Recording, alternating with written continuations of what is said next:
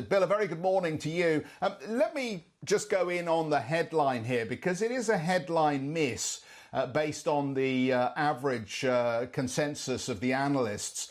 Can you talk to us a little bit about the period that you're reporting on and how you see current trading?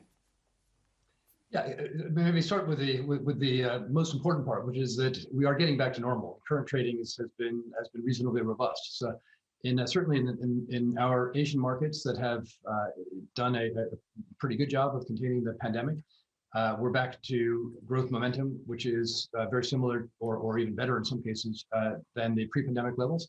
That's very encouraging.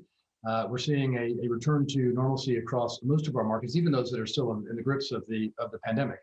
I think 2020 was a difficult year for analysts to try to navigate through. Basically, we're delighted with the relative resilience of our balance sheet. And when we think back to where we were a few years back, had we had the kind of credit buffeting that we had this year, with the book that we had 3 years ago, we would be in a quite challenging shape right now. But in fact, we've got a good, clean balance sheet. We've got a growing customer base, a growing client base. We've had a good recovery in key areas of wealth management, continued strength in financial markets into the fourth quarter. And we think that puts us in pretty good stead as we come into 2021 and get back to a year that by the end of the year should feel a little bit more like normal. Could you put a bit more flesh on the bones for us on the credit book here? Obviously, impairments doubled over the period. I guess some will be asking, what does that mean about the quality of the loan book at this point? And what do you think those impairments are going to look like as we run through the rest of this year? So the bulk of the loan impairment that we took this year was in the first half of the year. So we got ahead of the curve in terms of provisioning on the back of the onset of the pandemic in Q1, and then obviously the continued deterioration in Q2. So we took quite substantial provisions in the first half of the year. The second half of the year is much closer to normal. And when we look at the overall quality of the book, we've had a reduction in the designation for credit assets that we put into the let's keep an eye on it category. We call it early alert. And that's actually dropped by $3 billion or close to a quarter in the fourth quarter, which is probably the clearest indication that the credit quality overall in the book is improving relative to what we feared might be the case. Now, I'll say that we were very heavily provided in the first half of the year. We haven't had much by way of actual losses coming through. And I think that's something that you've seen in common with a number of, in particular, the Asian banks, which was provisions were high. But the economic impact of that through to actual loan losses has been pretty muted. Bill, you've circled on a target of getting the ROTE up from 3% to 7% by 2023. I have to say, most of the banks that we've been talking to through the earnings are signaling something in excess of 10% as their target. Is 7% ambitious enough, and why aren't you looking for something stronger? No, our target is very clearly 10%, and we're very clear that, as was the case pre-pandemic, we continue to think that we can achieve a 10% plus return on tangible equity.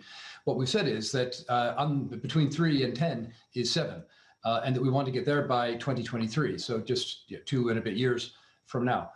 So no, we're absolutely maintaining our target of 10%. And when we look at how we get there by growing at 5 to 7% in terms of our income. That's something that we had done consistently pre-pandemic. We clearly took a step back, in particular as a result of much lower interest rates. That's a reset at a lower level. But that 5 to 7% growth rate, we think, continues to be the appropriate target for Standard Chartered in terms of income. And we can do that from this lower base. Now, we've indicated that income in 2021 will probably be about flat relative to 2020 because the full impact of the rate reductions a year ago is still flowing through. But as that flows through completely, we will have clearly an uptick in income in the second half of the year is our expectation. And that will flow through to that 5 to 7% consistently. We have maintained that we can do that with expenses that are rising considerably slower, so less than inflation, that we can do that with our risk-weighted assets or our capital growing at less than our overall balance sheet and less than income. So the combination of faster income growth, contained expense growth, which we've done consistently for 5 years, capital discipline, which we've done consistently for 5 years. We think together, obviously, with being able to resume dividends, and we've indicated that we're prepared to buy back stock if that's the appropriate way to return capital to shareholders. That combination will get us to a 10% plus ROTE in the medium term.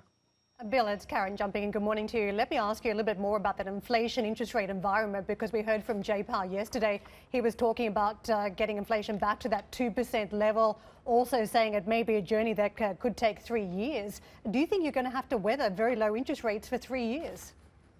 We do, yeah. And, we'd be delighted if, obviously for the right reasons, interest rates were to pick up in the meantime, but that's not what we're planning on. I think we're expecting a prolonged period of low interest rates, exactly as the Fed and other central banks have indicated. So we're not going to get the free pass with a rise in interest rates. We're going to have to go back to growing our non-financing income in excess of the 5 to 7% level, which we have done consistently for the past 5 years, but for the 2 or 3 quarter blip around COVID.